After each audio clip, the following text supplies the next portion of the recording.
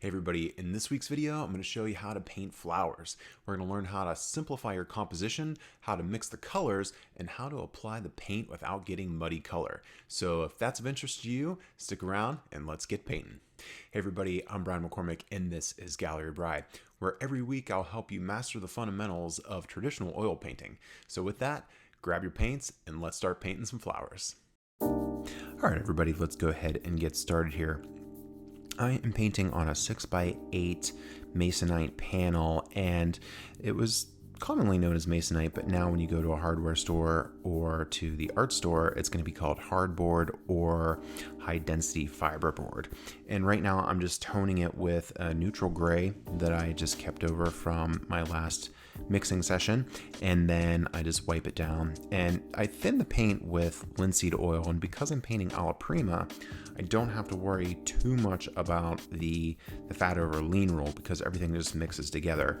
So even though it's a very thin down mixture with linseed oil, you'll wipe it all off and you're basically just left with a stain. So right now I just put in my rule of thirds points there, and I just eyeball it because I'm not doing a portrait or a figure. I just roughly put that in there. And if you're interested, I'll put a link down in the description for how I draw my rule of thirds without using a ruler. And right now what I'm doing is just putting in the general shapes for the vase and for the flowers. Now you notice I'm not putting in individual petals. I'm just doing the circles and the ovals and the general shapes for the flowers. I'm not looking to get into too much detail right now. I just want to know where everything is so that I can lay out the composition and get the proportions for everything. And that's where those rule of third marks come in.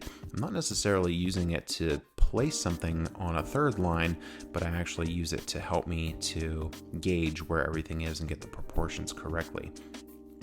So right now I'm mixing a dark color for the background. It's mostly burnt umber and Prussian blue. That's usually how I mix my dark colors and my blacks.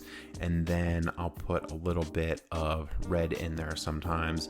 I use Venetian red, and I also have on here for this one, because I'm doing flowers, I have cad red on there. Now right now I'm just putting in the darks in between the flowers and in the vase. And I like to work from dark to light just because it's easier to put lighter values over top of darker values, because darker values are usually shadows and they're usually underneath other things. So it just works a little bit better that way. I tend to like to keep different brushes for my different values. I have a brush for my dark values, I have a brush for my midtones, and I have a brush for my highlights. This way I don't have to wash my brushes whenever I'm painting, and it just makes it much more efficient, and it just makes it a lot easier because I can just pick up my dark brush. Now what I'm doing right here, this is very important. I'm zooming in here because I'm spending a lot of time mixing this green. I want to make sure that I get it right, and I want to make sure that I can just put it in there without having to paint over it to correct it. There is a saying in carpentry that you want to measure twice and cut once. And it's the same thing when you're mixing your colors. You just want to make sure that you're getting it right the first time so that you don't have to go back and scrape it down, and that you don't have to worry that much about painting over what you have already done. You'll notice that when I'm putting my brush strokes in here, I'm putting them down and I'm just leaving them go. I'm moving on, and I'm just tiling this almost like you're tiling a bathroom floor. You just want to put the paint down in the area where you need it and then move on to the next area. I'm not spending a ton of time blending and moving it all around. I'm just putting chunks of paint down and then I'm moving on to the next area. And I can do that because I spent a lot of time mixing the color that I want. And of course you can always go back and modify it, but this just helps to make the process more efficient. Now right now I'm mixing the dark value for the petals. I'm going in and I'm putting the darkest values in first. These are usually the parts of the flower that are less visible in light. They receive the least amount of light, so they're going to be darker. And you can go in and just block it all in with a dark value and then paint over it with your lights. I'm really just trying to figure out where my darks are and try and pinpoint them and put them in there just so that I can tile the paint a little bit more easily. Now you notice here I have 3 piles of paint. This is helpful for a couple different reasons. One is it just makes it easier to coordinate my paint mixes. You'll notice that I just mixed a red on top of a green. And this is because I have a dark, a midtone, and a light pile of paint. And it just makes it easier to figure out where everything is on the palette and to mix that. And it also creates color harmony. So when I mix the red on top of the green, that means that there's a little bit of red, a little bit of blue, and a little bit of yellow in every single thing that I mix. And this creates color harmony because all of the colors on the painting are going to relate to each other because they have a little bit of each color in each mix. Now, the other thing that's helpful about this is if you keep 3 piles of paint, they're going to get progressively thicker. So even though I said it's helpful to tile your paint and not paint over, there are going to be sections where you're, overlapping. It's not going to be a perfect, tiled painting. So you will have overlap, and to make that easier, it's going to be made much easier by having thick paint. So the more you mix in these piles, the thicker and thicker it's going to get as you work through the painting.